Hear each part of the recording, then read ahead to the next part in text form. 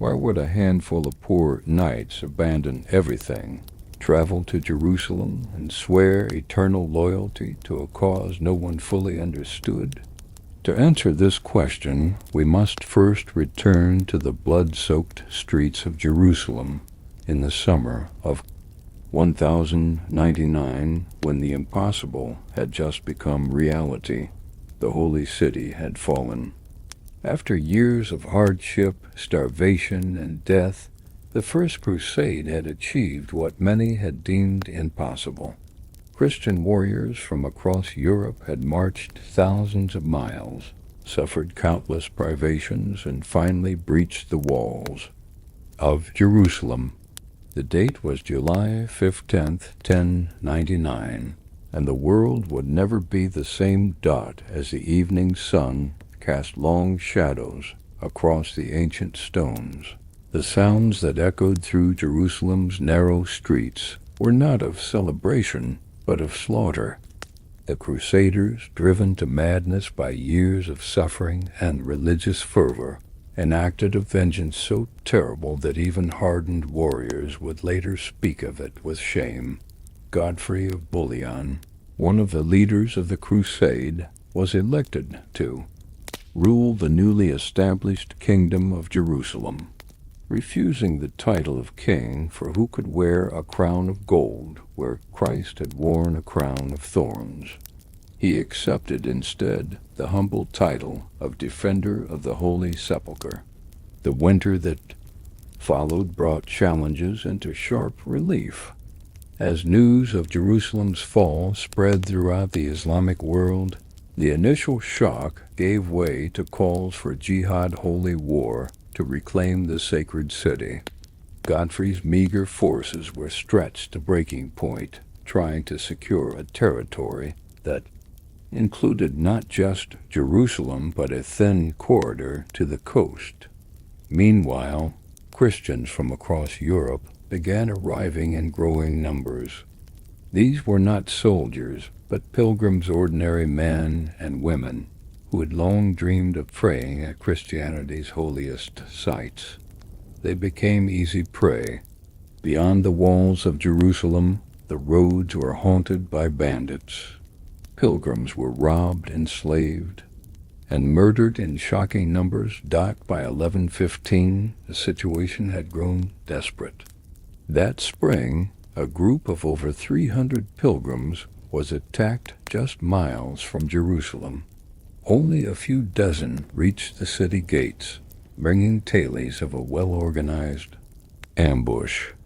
Among the victims were several noble women from Aquitaine and a bishop from Norway, King Baldwin II, who had succeeded his cousin Baldwin I in 1118, found himself facing a crisis that threatened the very foundation of his kingdom. If Christians could not safely visit the holy places, what purpose did the Crusader states serve? It was in this atmosphere of mingled triumph and precarity that a French knight named Hugues de Payens arrived in Jerusalem. Whether he came originally as a crusader or pilgrim is uncertain, but by 1118 he had spent enough time in the Holy Land to understand its unique problems. On a spring evening in that year, as the call of muezzins echoed from the few remaining mosques in the Muslim quarter, Hugues walked the Via Dolorosa, the route Christ supposedly took to his crucifixion. Near the final stations, an elderly pilgrim approached him, begging for escort back to his lodging. The old man's companions had been killed on the road to Jerusalem, and now he feared to walk the city streets alone after dark. "I have reached Jerusalem and prayed at the Holy Sepulchre," the old pilgrim told Hugues. "My soul has found what it sought, but now I fear I will never see my home again. The roads back to the coast are more dangerous than the journey here." That night, unable to sleep, Hugues de Payens looked out from the window of his modest quarters toward the vast platform, where Solomon's temple had once stood. In the moonlight, The massive stones seemed to glow with an inner light. Something began to take shape in his mind, not yet a plan, but the seed of an idea. Something that would require brave men, royal support, and religious sanction. Something unprecedented. The next morning, he sought out his closest friend among the knights of Jerusalem. They walked together to the Temple Mount, where they sat in the shade of an olive tree and spoke in low voices about a brotherhood of knights, dedicated to a new kind of servicemen who would combine the discipline of monks with the skills of warriors. Not for glory, Hugues said, not for land or titles or wealth, solely for the protection of those who journey in faith. As spring turned to summer, Hugues refined his idea, speaking cautiously to selected knights. By autumn, he had gathered a small circle of interested men, mostly French like himself. They were all veterans of battle, men who had seen enough bloodshed to value peace, yet who understood that in this dangerous borderland, peace required strength to enforce it. In December 1118, a large party of German pilgrims was massacred just 3 miles from Jerusalem's walls. Among the dead was a cousin of the Holy Roman Emperor. The incident created a diplomatic crisis and renewed questions about the Crusader kingdom's ability to fulfill its most basic purpose. Hugues de Payens saw his opportunity. Through intermediaries, he secured an audience with King Baldwin II, who was desperate for solutions to the pilgrim crisis. In the royal palace, Hugues knelt before the king and outlined his proposal. "Give us your blessing, sire, and a place to establish our order.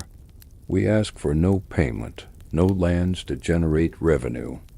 We will live in poverty, own nothing individually, and dedicate ourselves entirely to the protection of pilgrims on the roads of your kingdom."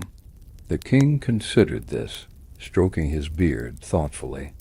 9 knights were indeed a small force, but they required no treasury funds, no lands from his limited territory. If they failed, he lost nothing. If they succeeded, even modestly, the benefits could be significant. "Very well," he said finally. "You shall have my blessing and my protection. As for a place to establish yourselves," he paused, then made a decision that would echo through history. "I grant you quarters on the Temple Mount, in the royal wing of the Al-Aqsa Mosque. The Templum Solomonus shall be your headquarters, from which you may organize your patrols." Hugues bowed low, hiding the flash of triumph in his eyes. He had hoped for royal approval, but to be granted space on the Temple Mount itself, on ground sanctified by thousands of years of worship, exceeded his expectations. It was an auspicious beginning. The winter of 1119 brought bitter cold to Jerusalem. Inside a sparse room in the southeastern corner of the Temple Mount, 9 men gathered around a brazier of glowing coals. They had spent the previous months securing permissions, gathering supplies, and preparing for this moment. Now, on the feast of St. Agnes, January 21st, 1119, they were ready to formalize their brotherhood. Hugues de Payens stood at their center, his weathered face solemn in the flickering light. At 49, he was older than most of his companions, with streaks of gray in his beard and the accumulated scars of decades of warfare. Yet there was an intensity in his eyes that belied his age, the fervor of a man who had found his true purpose late in life. Around him stood the 8 men who had committed to this unprecedented venture. Each had his own reasons for joining, his own journey that had led to this moment. Godfrey de St. Omer, a towering Fleming with hands like hammers, had fought alongside Hugues in earlier campaigns. He had lost a brother to bandits on the Jerusalem, rode 3 years prior, and saw in this new order a chance for meaningful vengeance. Andre acute. De Montbard was the youngest at 26, a distant relative of the influential Bernard of Clairvaux. Scholarly and intense, he had come to Jerusalem seeking spiritual revelation and found instead a practical calling. Payens de Montdier, with his distinctive red beard and quick laugh, had been a mercenary captain before experiencing a religious conversion after a near-fatal wound.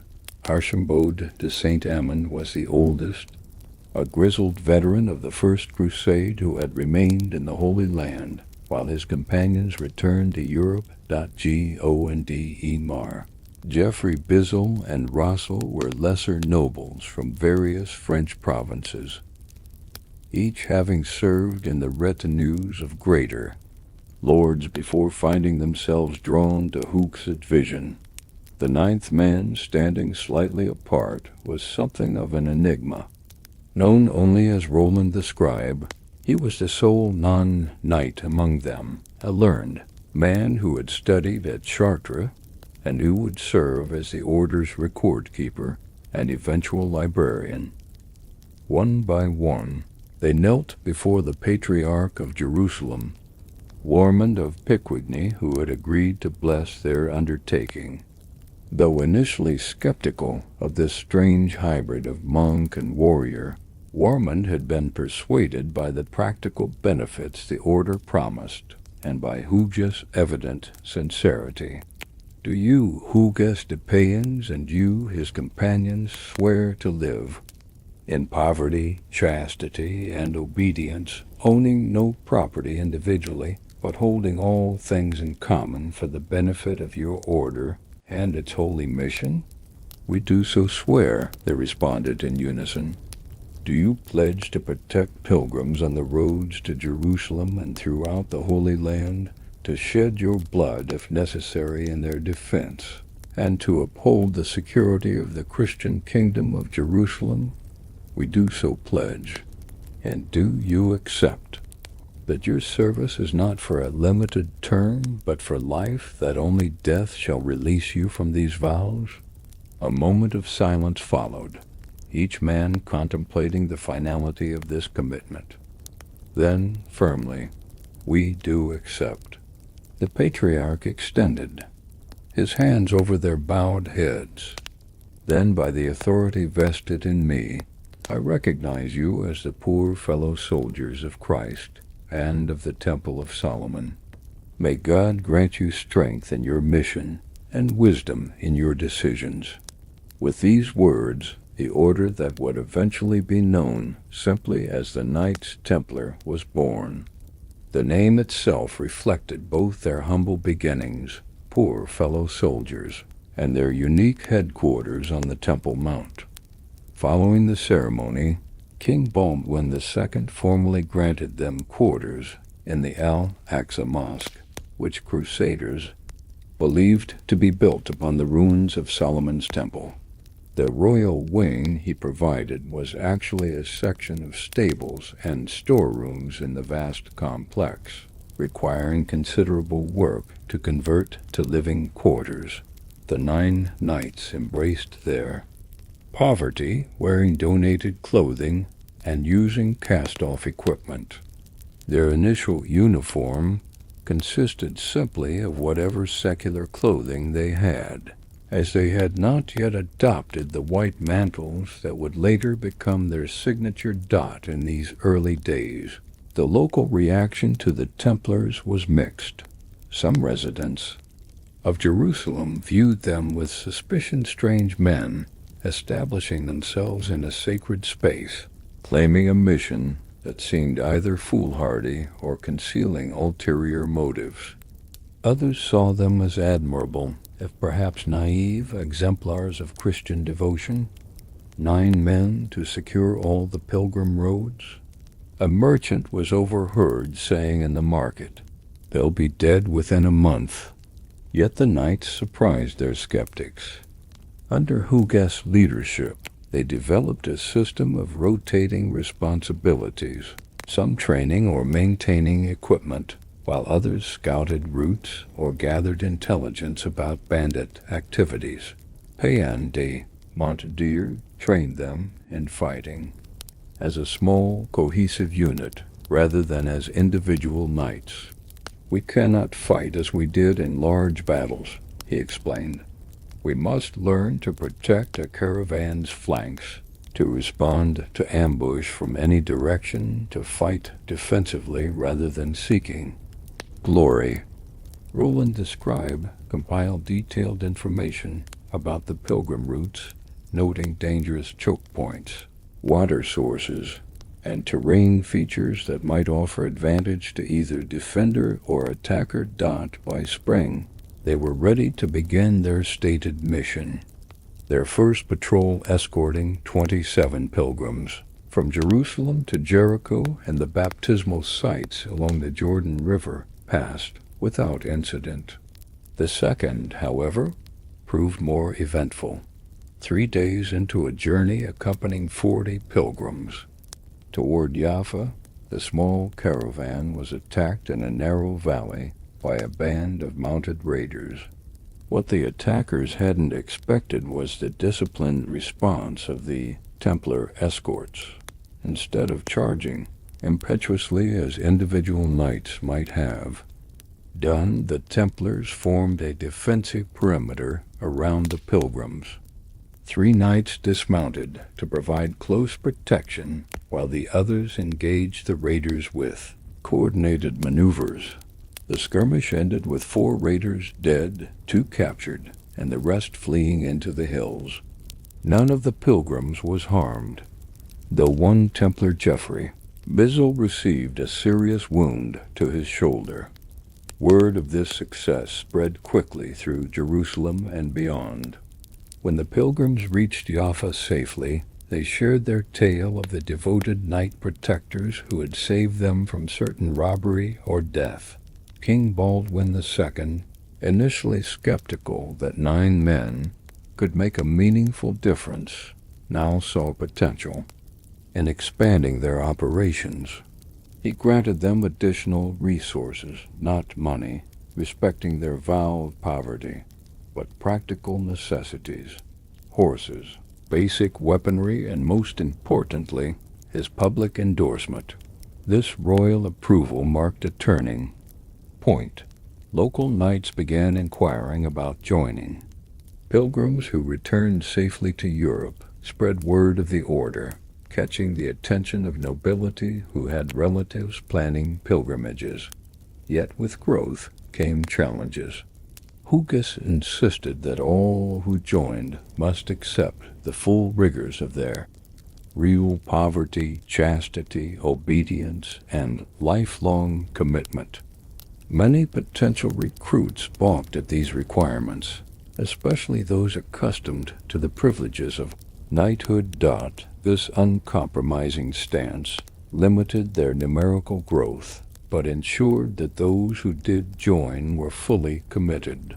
By the end of 1120, their number had increased from 9 to 15, still a tiny force, but one beginning to develop a reputation far beyond its size.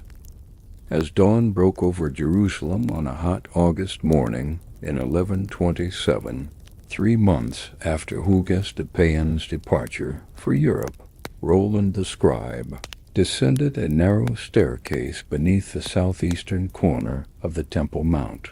A single oil lamp illuminated his path, casting strange shadows against the ancient stones.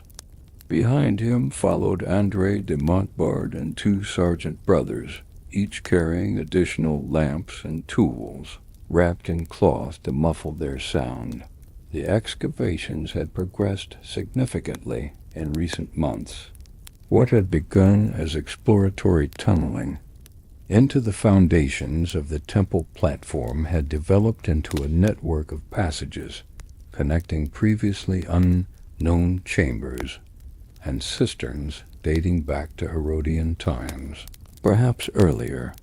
The work was done in utmost secrecy, with only select members of the order permitted. Knowledge of its full extent. Roland paused at a junction where the passage split in 3 directions.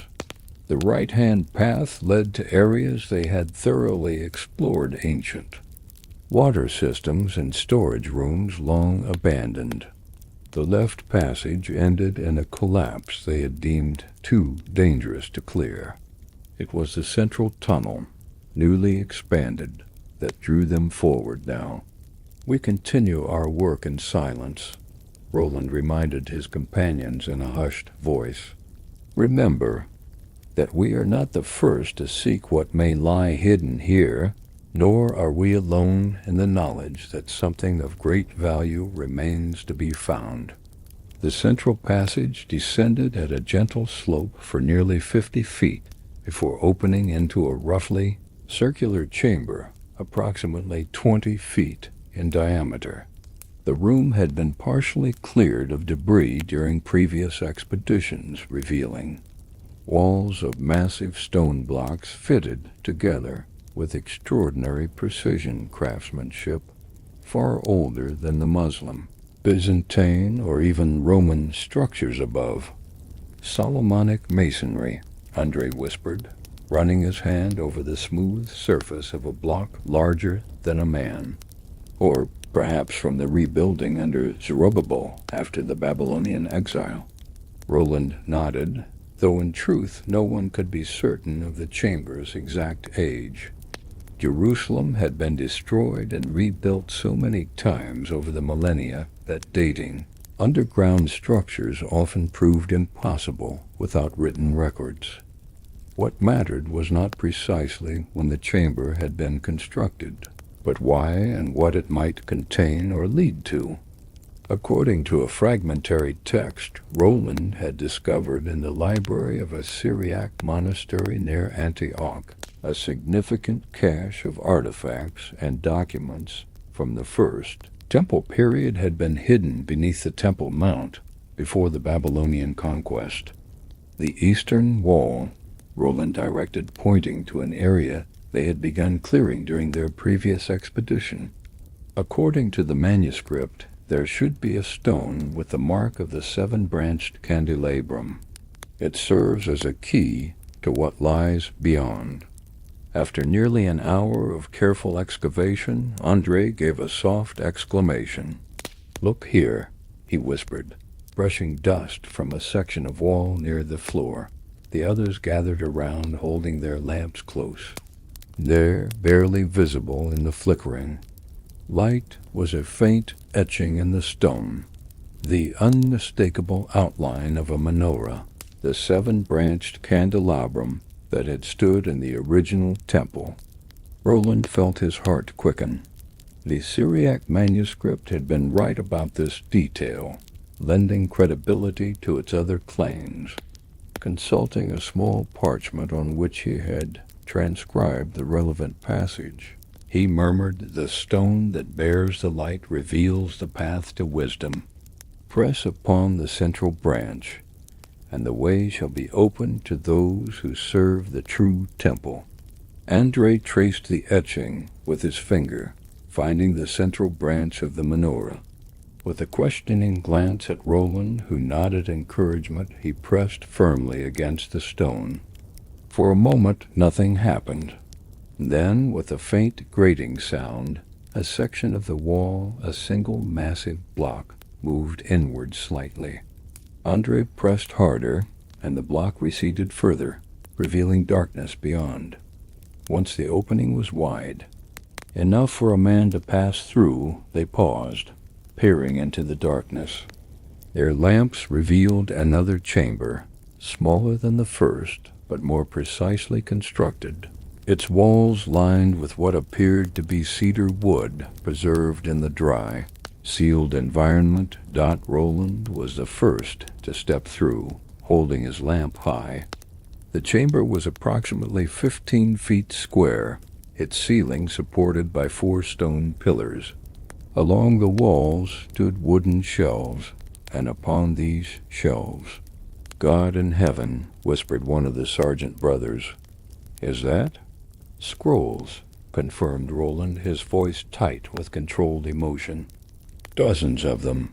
The shelves held numerous scroll cases made of leather, wood, and in a few instances, precious metals. Some had partially deteriorated despite the preservative conditions, but many seemed remarkably intact. Besides the scrolls, they discovered several small chests of cedar wood, their lids sealed with wax impressions bearing symbols none of them recognized. In one corner stood a stone pedestal supporting a covered bronze vessel, approximately 2 feet high. Roland approached this vessel with particular reverence. According to the Syriac manuscript, the most sacred documents, those containing temple, secrets deemed too powerful or controversial for general knowledge, had been stored in a special container marked with the symbols of the priestly line.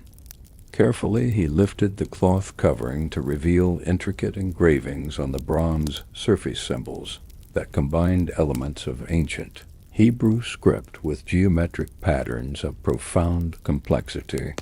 The vessel was sealed, with no obvious way to open it. This should not be examined here, Roland decided. We will take it back to our private chamber for proper study, along with a selection of the most important-looking scrolls. The rest we will catalog in place before removing them. They spent several more hours in the hidden chamber, carefully documenting its contents.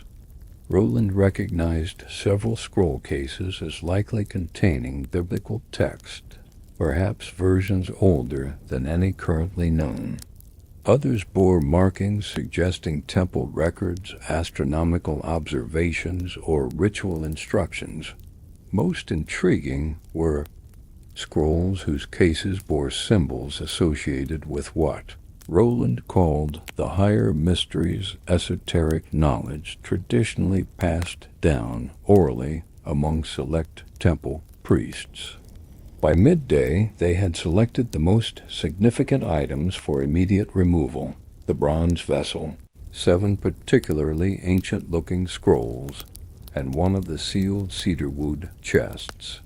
These they carefully transported back through the tunnel system to a secure chamber within their quarters, a room whose existence was known only to the inner circle of the order.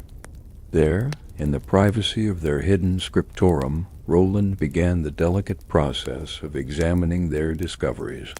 The first scroll he unrolled contained text in an archaic form of Hebrew, which he could only partially decipher despite his linguistic training. What he could read appeared to be ritual instructions for temple ceremonies not described in the biblical accounts. The sealed chest, when carefully opened, revealed a collection of small objects: stone seals bearing priestly insignia, vials of dried substances that might have been ritual incense components, and most surprisingly, a small golden plate etched with symbols combining Hebrew characters with Egyptian hieroglyphic elements. But it was the bronze vessel that commanded their greatest attention.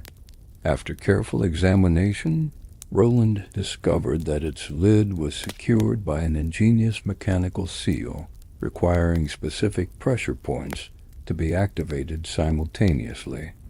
With Andre's assistance, they managed to open it, revealing a compartment lined with linen cloth that had remained remarkably preserved.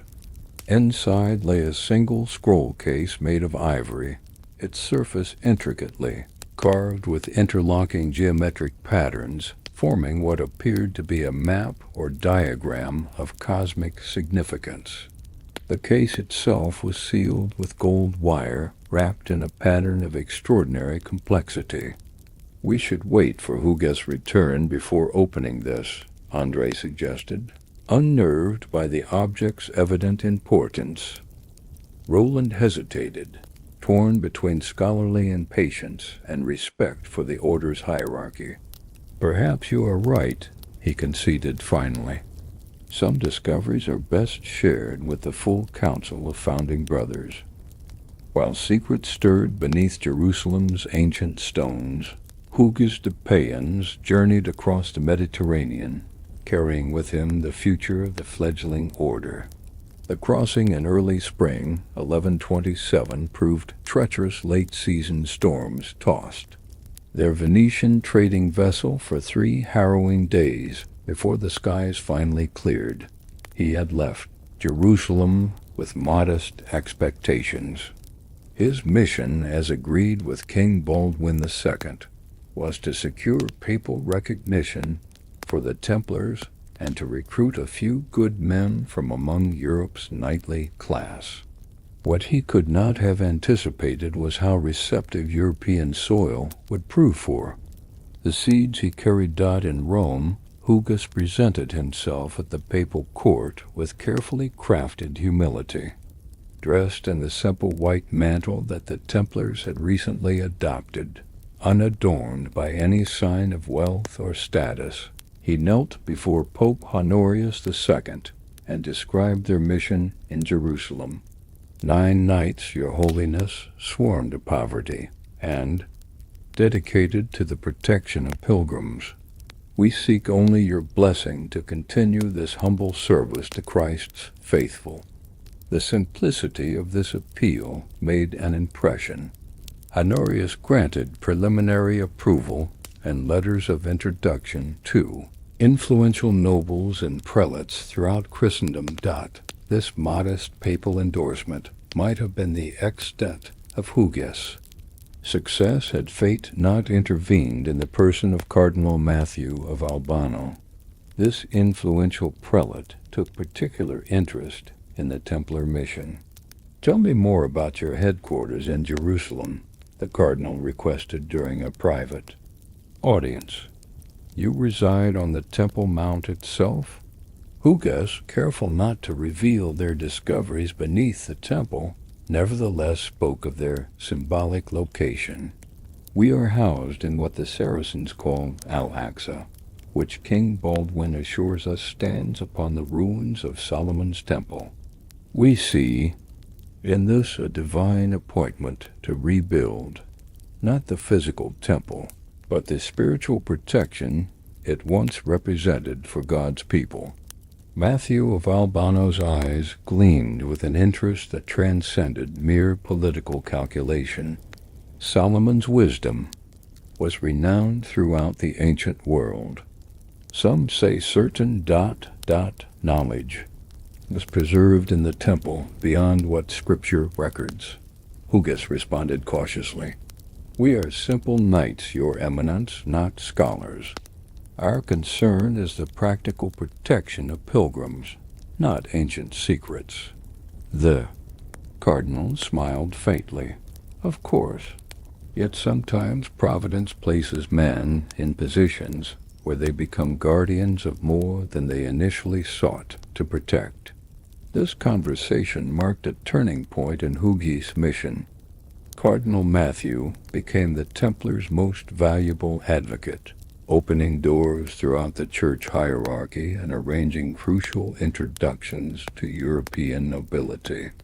More importantly, he connected Hugues with a figure who would prove instrumental to the Templars' future. Bernard, abbot of Clarvaux. Bernard was already emerging as the most influential religious figure of his generation. Though only in his mid-30s, his austere piety, brilliant intellect, and formidable political skills had made him a kingmaker within the church. The meeting between Hugues and Bernard, arranged by Cardinal Matthew in late summer 1127, took place at Clairvaux Abbey in Champagne. Bernard received Hugues in the abbey's modest chapter house, assessing the older knight with penetrating eyes that contemporaries described as filled with a celestial clarity. "The abbot understands our purpose as if he had conceived it himself," Hugues told his companion afterward. He sees in our order the perfect union of spiritual and martial service that these troubled times require. Indeed, Bernard's enthusiasm for the Templar concept proved boundless. Within weeks of their meeting, Bernard began composing what would become his famous treatise, In Praise of the New Knighthood, a theological justification for the Templar mission that elevated them above ordinary secular knights. Meanwhile, Hugues continued his recruitment journey, traveling from court to court across Europe. He carried with him a letter of endorsement from King Baldwin II, addressed to all Christian monarchs and nobles. This letter presented the Templars as essential to Jerusalem's security and, by extension, to Christendom's hold on the holy places. Baldwin described their poverty, discipline, and dedication in glowing terms, and made a direct appeal. These men serve Christ with pure hearts, seeking no earthly rewards. Yet they require resources to expand their holy mission. I implore you, as fellow Christian rulers, to support them with gifts of land, men, and funds, that the pilgrim roads may be secured and the Holy Sepulchre defended. The letter's impact was amplified by political circumstances.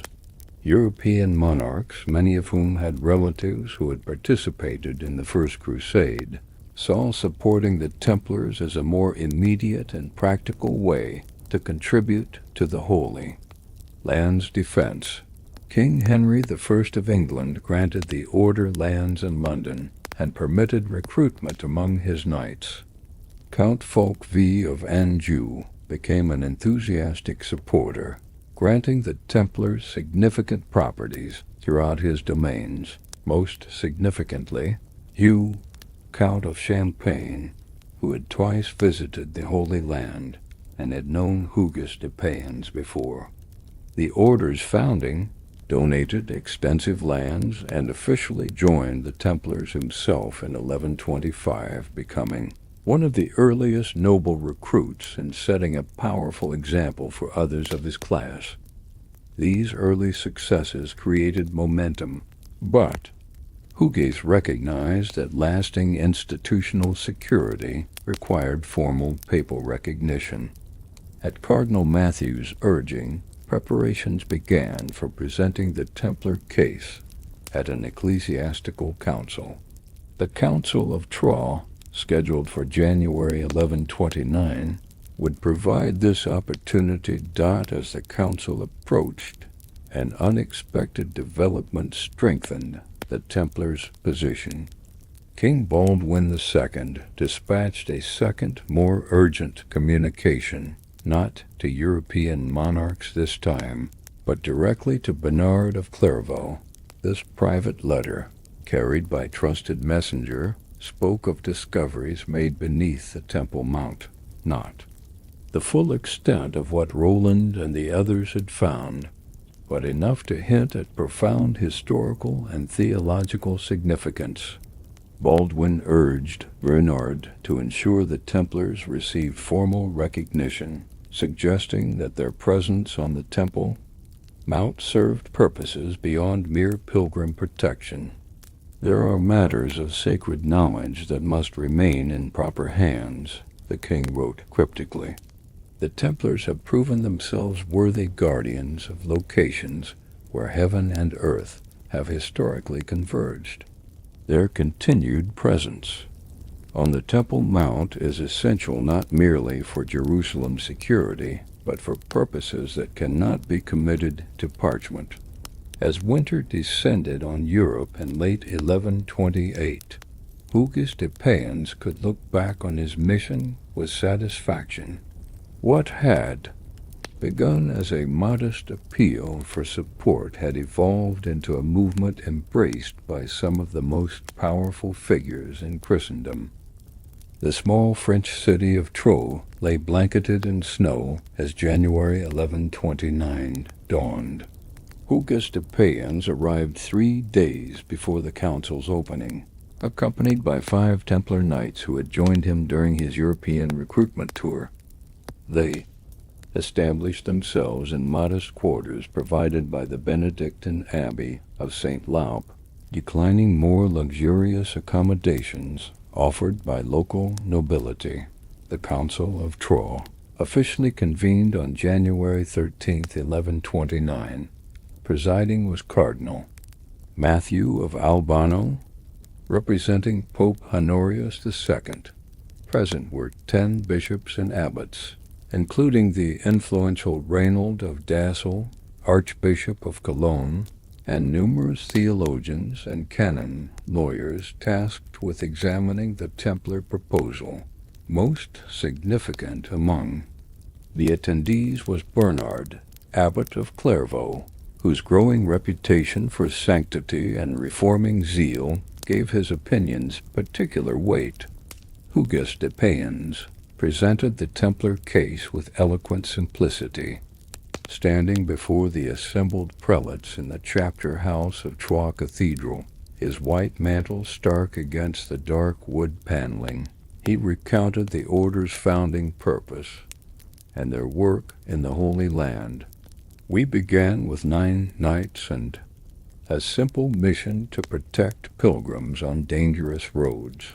We sought no glory, no lands, no titles. We adopted poverty that we might be free to serve Christ alone. We embraced discipline that we might be effective in our service. Following Hugues' presentation, Bernard of Clairvaux rose to speak in support. His address transcended mere endorsement, elevating the Templar concept to a theological ideal that addressed fundamental tensions within medieval Christianity. For too long, we have seen the contradiction of knights who bear the cross of Christ, yet serve worldly ambition. Bernard declared, "Here at last is a new kind of knighthood, born not of earthly glory, but of divine purpose. These men kill not men but sin. They protect the defenseless rather than oppressing them. They seek not lands or wealth, but the liberation of holy places." Yet, not all were fully convinced. Several senior clerics raised pointed questions about how the Templars would maintain proper ecclesiastical oversight while operating in distant Jerusalem. Others worried about the precedent of granting special privileges to a military force. If these knights answer directly to the Pope rather than to local bishops, what prevents them from becoming a law unto themselves? Asked the Bishop of Auxerre. And if they grow wealthy through donations, how will they maintain their vow of poverty as an order, even if individual members own nothing? The debate extended over 3 days, with various compromises and safeguards proposed. Throughout these discussions, an undercurrent of more specialized interest emerged. Several scholar clerics, with known interests in Hebraic traditions, posed questions about the Templars' headquarters on the Temple Mount.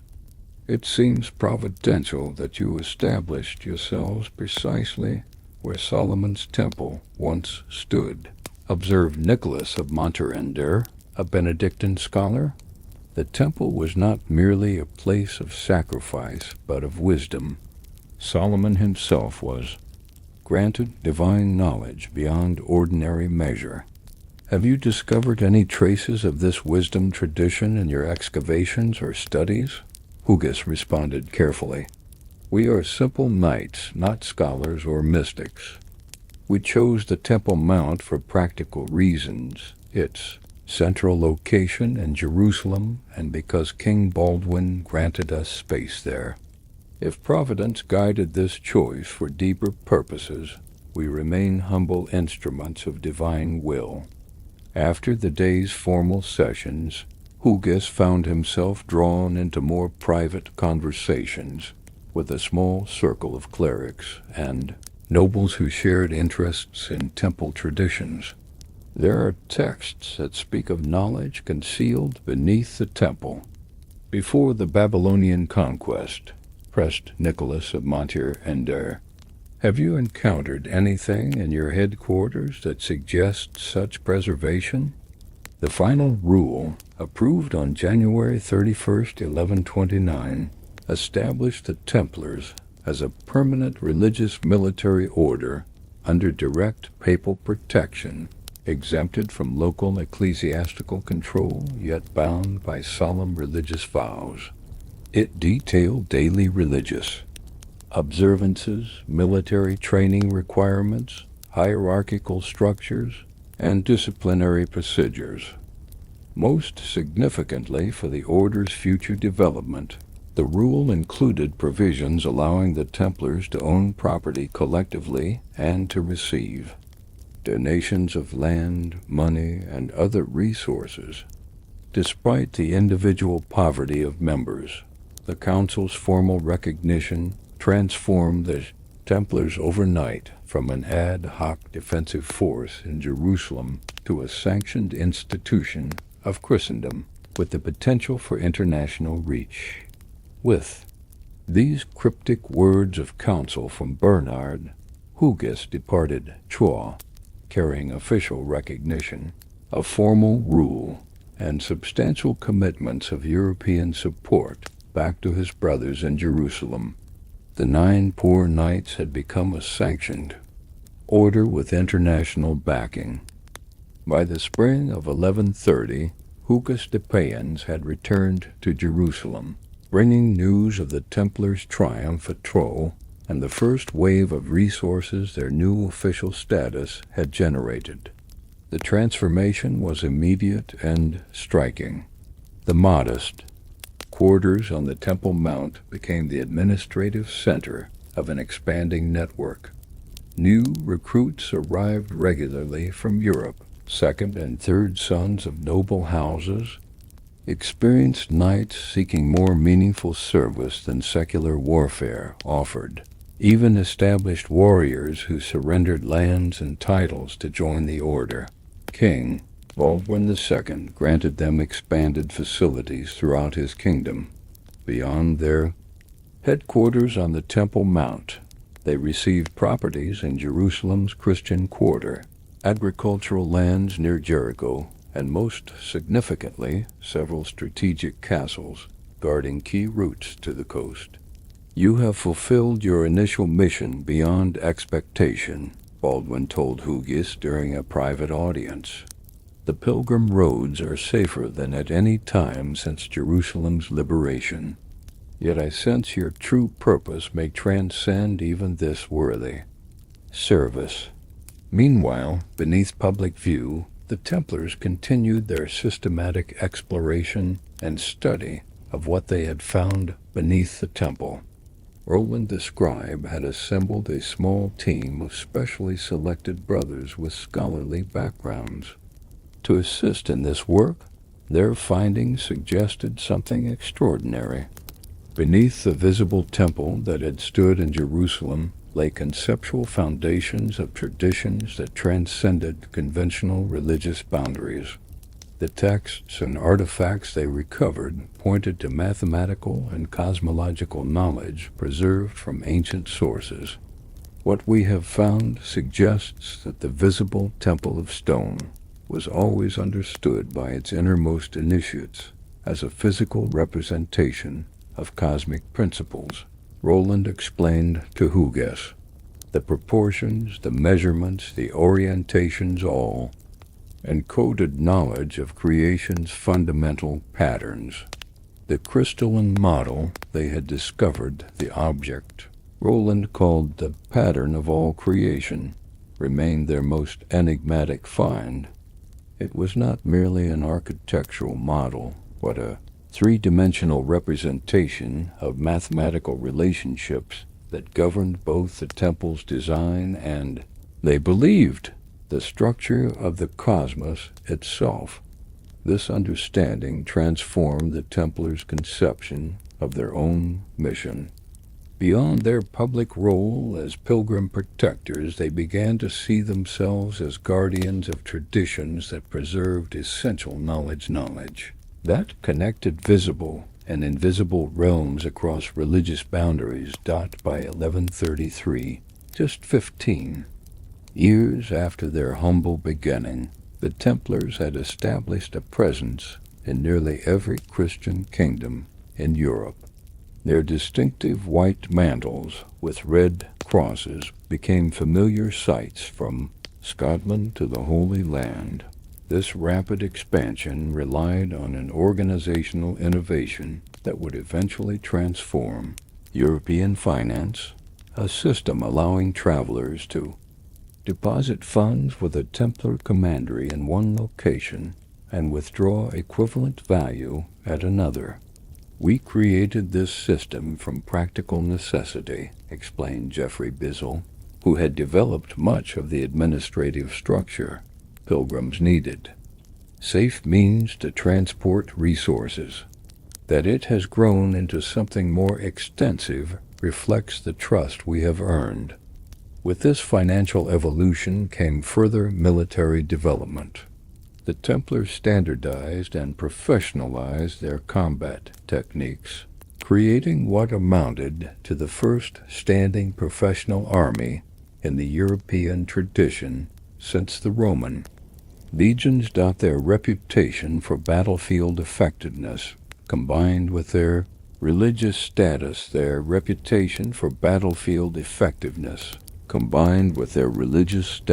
created an aura of invincibility. Rumors spread that Templars possessed special protection, that their white mantles repelled enemy blades, or that guardian angels fought invisibly alongside them. Yet this public growth and success represented only the visible dimension of Templar development.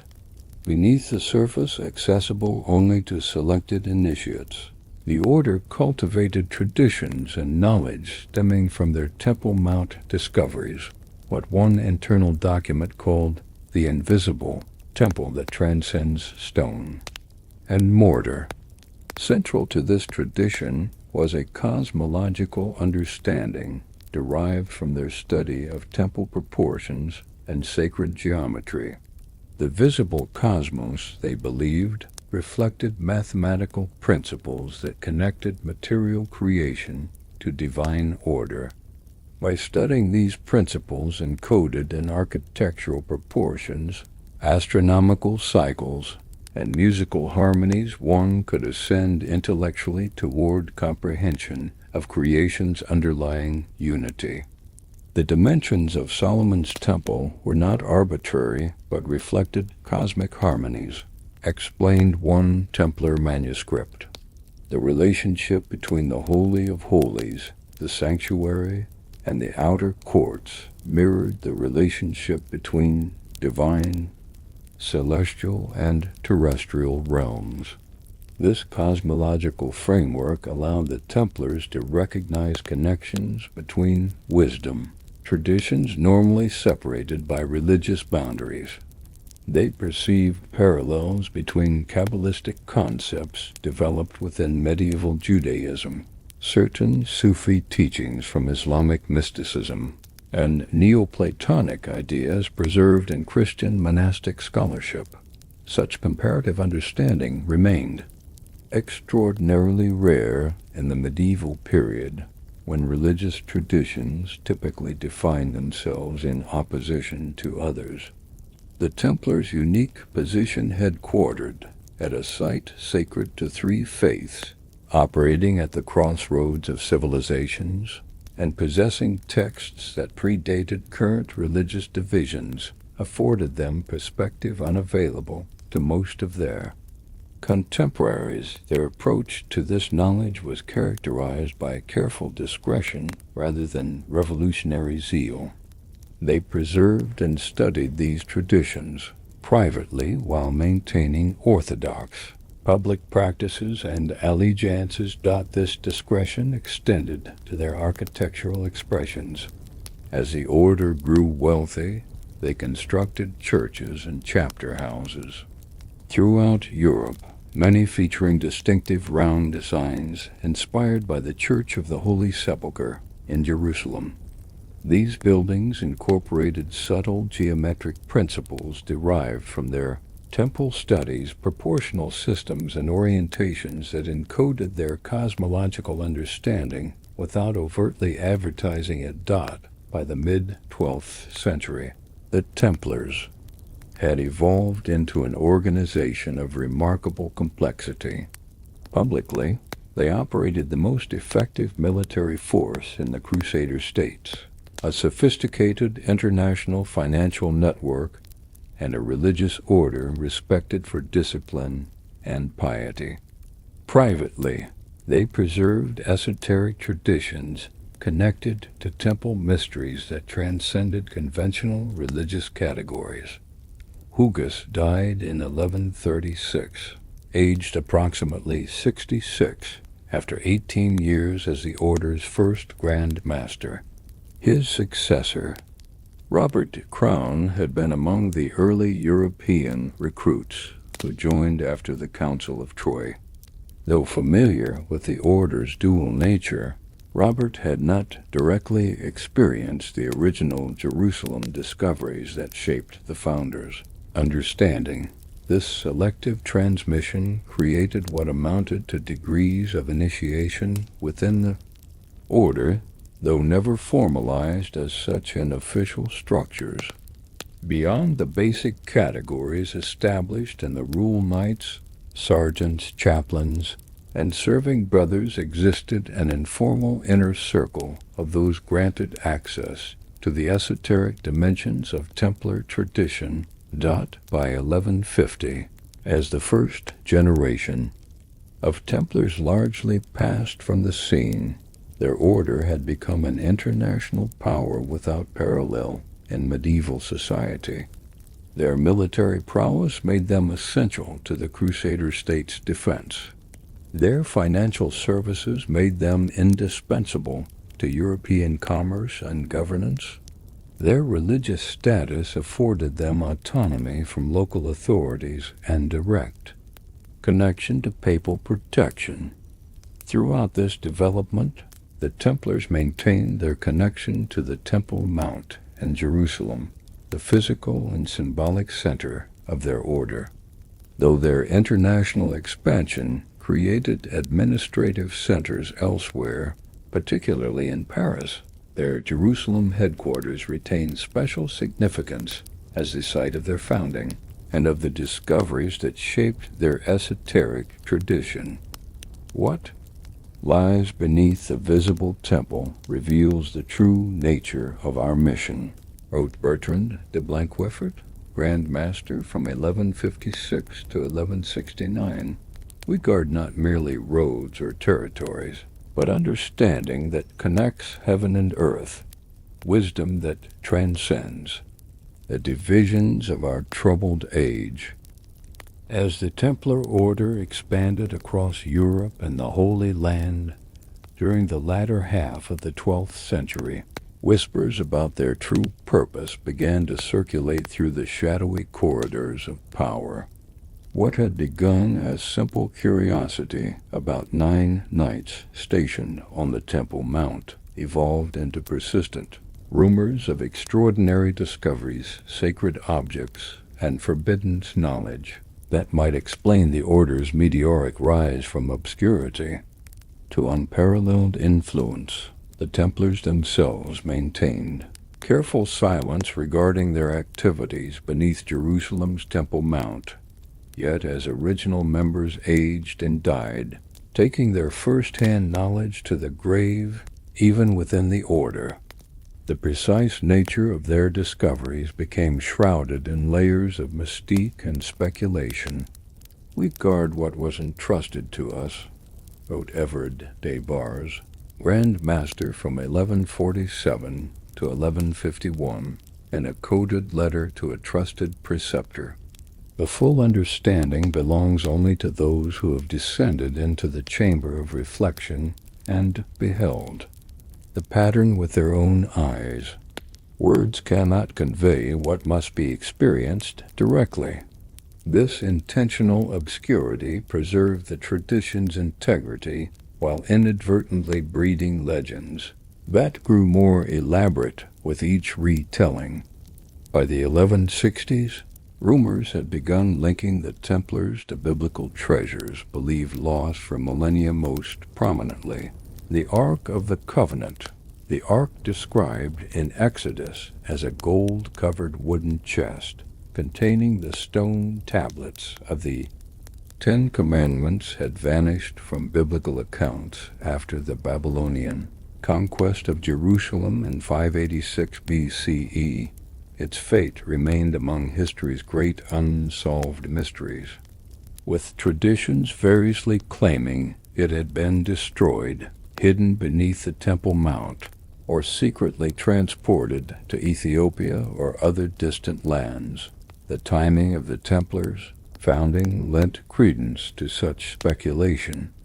They had established themselves on the Temple Mount precisely during a period when access to its substructures was possible for the first time in centuries. What more logical conclusion than that they had located the legendary lost Ark? A Cistercian chronicle from 1163 recorded a conversation between a Templar knight and a pilgrim from Burgundy. When asked directly about the Ark, the knight reportedly answered, "Some things must remain veiled until the appointed time.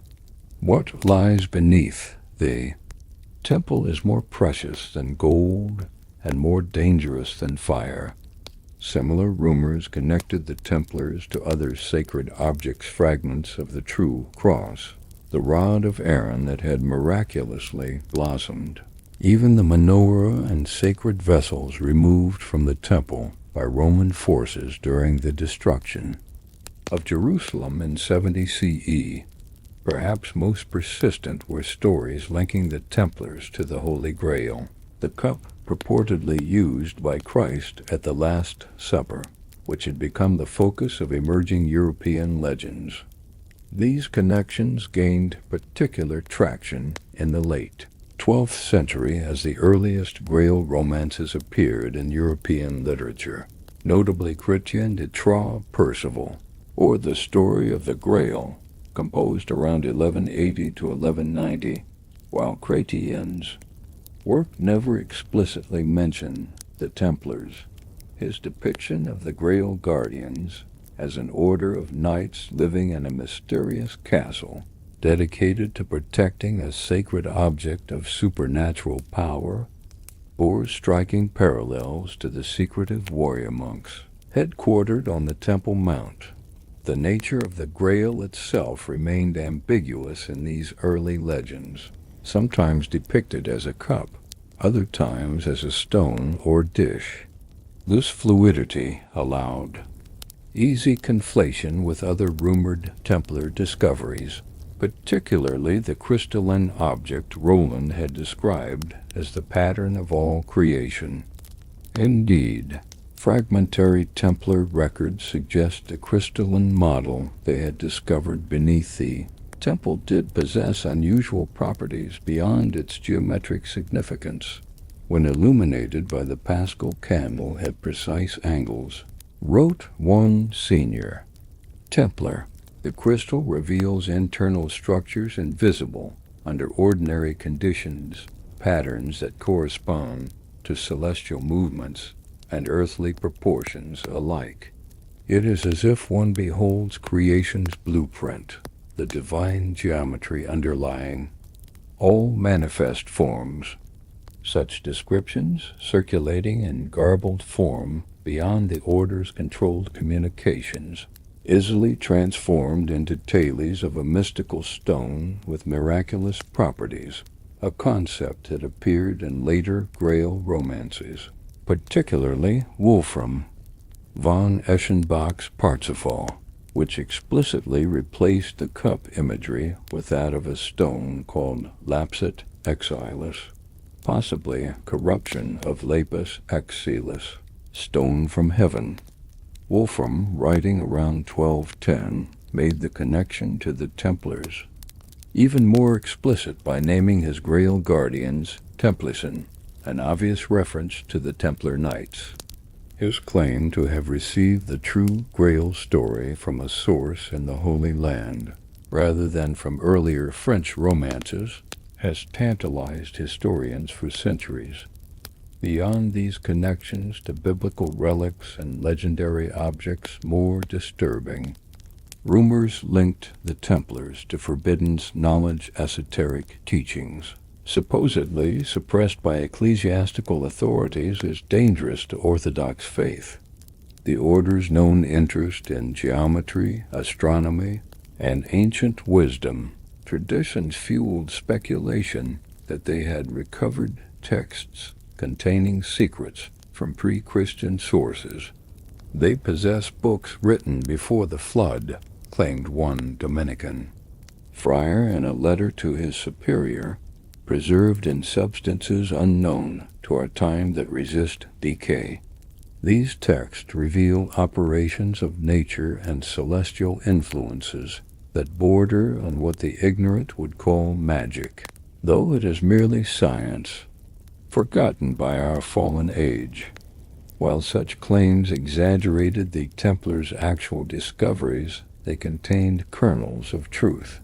The texts recovered from beneath the temple did include astronomical and mathematical knowledge from ancient Babylonian, Egyptian, and Hebraic sources traditions, largely lost to medieval Europe but preserved in certain Jewish and Islamic scholarly lineages. This knowledge, while not supernatural in origin, far exceeded conventional European understanding of the period. The Templars' practical applications of these principles in architecture, navigation, and organizational management contributed to their reputation for almost uncanny effectiveness. The order's unusual degree of tolerance toward other religions, particularly in their Holy Land operations, further fueled speculation. Unlike most crusaders, Templar Knights often developed working relationships with Muslim scholars and Jewish communities, sometimes even allowing Muslims to use spaces within their quarters for prayer when political circumstances permitted.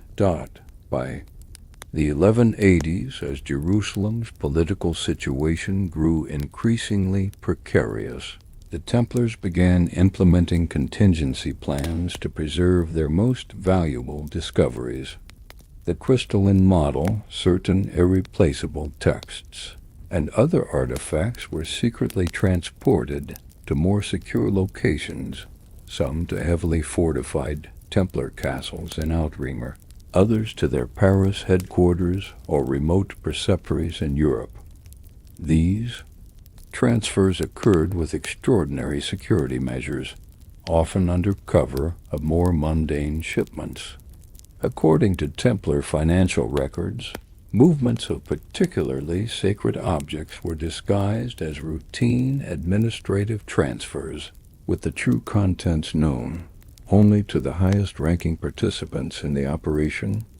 On July 4, 1187, Saladin's forces decisively defeated the Crusader armies at the Battle of Hattin, effectively ending the Christian kingdom of Jerusalem's ability to defend its territories.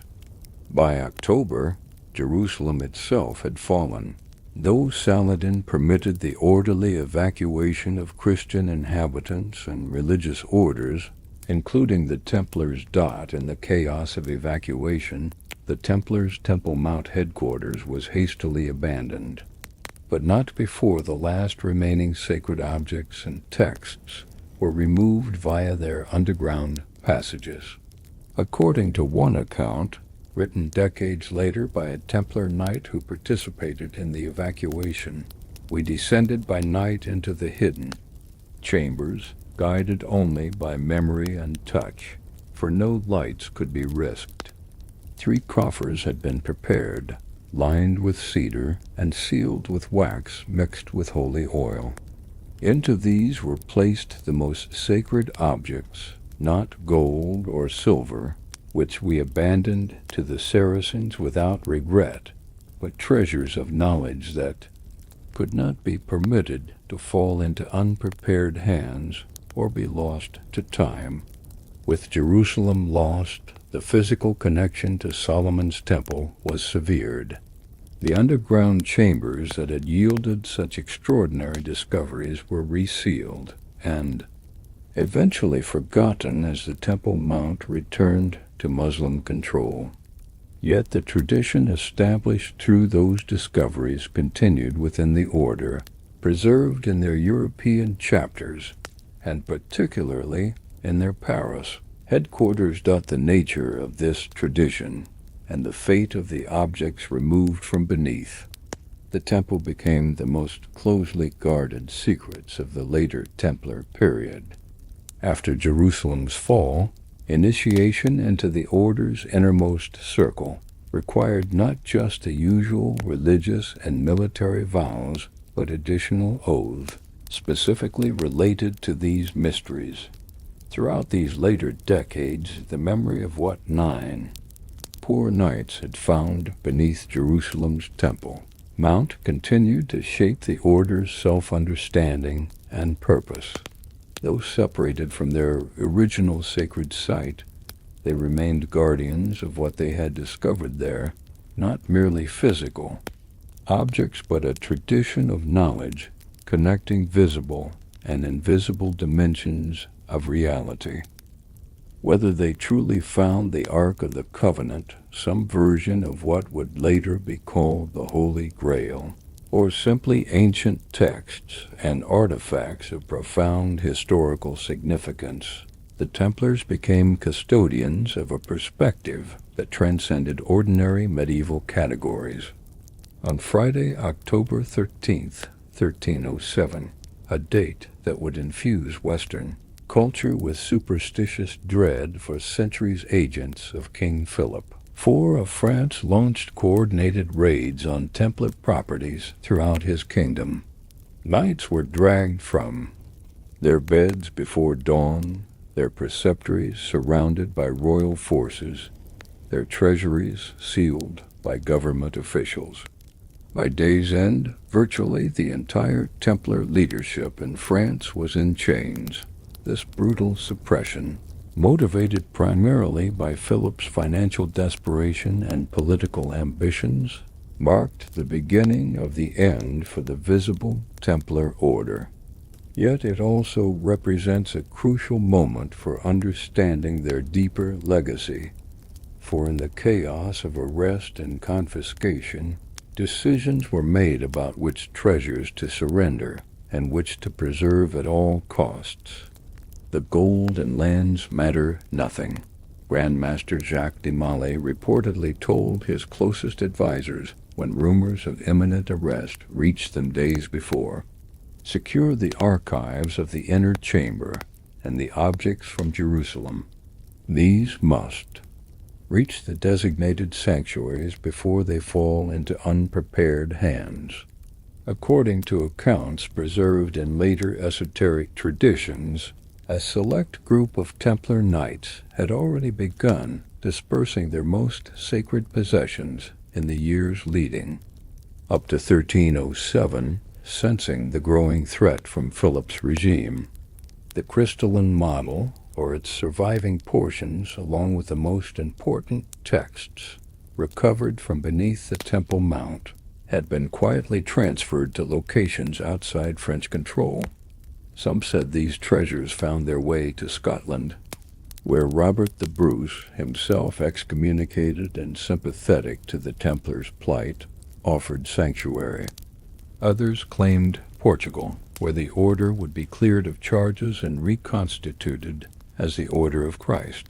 Still others pointed to hidden repositories in the Pyrenees, accessible only to those who understood certain geometric keys encoded in Templar architecture. Whatever the truth of these specific claims, evidence suggests that the most essential elements of the Templar tradition, both physical objects and the knowledge they embodied, survived the Order's official destruction. The pattern established beneath Jerusalem's Temple Mount continued through networks of initiated individuals who maintained the tradition despite the loss of institutional structure. Perhaps most significantly, the architectural knowledge derived from their temple studies found continuation through operative masonry guilds with whom the Templars had long maintained connections.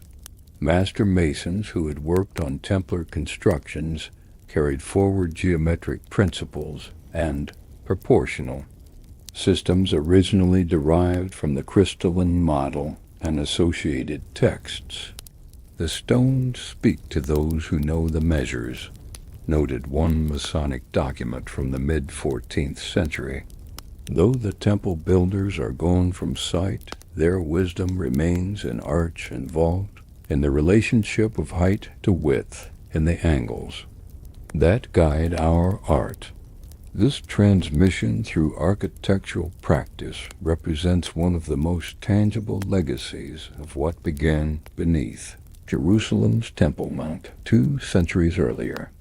The sacred geometry that the original 9 knights had discovered principles, connecting architectural form to cosmic order, survived in guild traditions that would eventually influence both cathedral building and the development of speculative Freemasonry.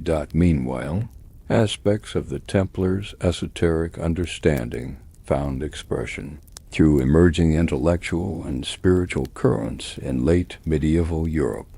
Their comparative approach to religious traditions influenced more universalist thinkers who sought common ground beneath doctrinal differences. These influences remained largely unattributed, for direct connection to Templar sources would have invited persecution in the aftermath of their condemnation. Yet careful analysis reveals conceptual continuities, suggesting transmission from Templar archives to later intellectual developments, particularly in fields related to sacred geometry, architectural theory, and esoteric philosophy. Yet, perhaps, their most profound influence lay in the realm of imagination and how their story, particularly their mysterious beginnings on the Temple Mount, captured European consciousness and generated cultural currents that continue to resonate today. Questions raised by 9 knights establishing themselves at the site of Solomon's Temple, apparently discovering something of extraordinary significance beneath those ancient stones, and subsequently rising to unprecedented power before a dramatic fall. These narrative elements contained all the ingredients for enduring legend. What exactly had they found? The Ark of the Covenant? Ancient wisdom texts? The Holy Grail? Something else entirely that defied conventional categories? The uncertainty itself proved fertile ground for centuries of speculation, artistic exploration, and spiritual inquiry. By the Renaissance period, the Templars had been transformed in European imagination from historical figures to archetypal seekers representative of the quest for hidden knowledge and the dangers such pursuit might entail. Alchemical texts employed thinly veiled Templar symbolism to discuss transformation of consciousness. Esoteric societies claimed descent from Templar survivors who had preserved secret wisdom from ancient sources. The 19th century brought new dimensions to the Templar legacy through Romantic literature and nationalist historiography. Writers like Walter Scott popularized highly colored versions of Templar history, emphasizing exotic mysteries and tragic nobility. Various political movements appropriated Templar symbolism to suggest ancient pedigrees for modern agendas. Amidst this proliferation of claims and counterclaims, the historical reality of what 9 knights actually discovered beneath Jerusalem's Temple Mount receded further into obscurity. The original physical evidence, the texts, artifacts, and the crystalline model that Roland had called the pattern of all creation, disappeared from verifiable record, their fate becoming yet another layer of the Templar mystery, archaeological. Explorations of the Temple Mount in modern times have been severely limited by religious and political sensitivities. The area remains among the most contested sacred spaces on Earth, where Jewish, Christian, and Muslim claims overlap in complex ways that echo the interfaith tensions the original Templars navigated. Limited investigations of accessible substructures have revealed extensive ancient tunnels, chambers, and water systems beneath the platform, confirming the physical possibility of the discoveries described in Templar accounts. However, no definitive evidence of their specific activities or findings has emerged from modern research. This absence of conclusive physical evidence has not diminished, but rather enhanced the Templars' cultural significance. They have become symbols of hidden history, representatives of the tantalizing possibility that conventional narratives might conceal extraordinary alternatives, just beyond the reach of documented certainty. Perhaps the most significant aspect of the Templar legacy lies precisely in this quality of productive uncertainty, and how their story invites engagement with boundaries between history and legend, between physical evidence and interpretive meaning, between institutional religion and direct spiritual inquiry. The tradition they preserved from beneath Solomon's temple suggested that truth might transcend conventional categories, that sacred geometry could reveal patterns connecting diverse religious expressions, that ancient wisdom might complement rather than contradict authentic faith, that the visible world encoded principles of an invisible order awaiting recognition by prepared minds. This perspective offered an alternative to rigid oppositions that often dominated medieval thought: Christian versus Muslim, faith versus reason, mystical versus institutional. The Templars, at their best, embodied a more integrative approach that recognized common patterns beneath diverse forms while maintaining respect for established traditions. The 9 poor knights who established themselves on Jerusalem's Temple Mount in 1119 could not have imagined how their simple mission would evolve, how their discovery of ancient chambers beneath those sacred stones would initiate a tradition that would outlive their formal order and continue to provoke questions 9 centuries later.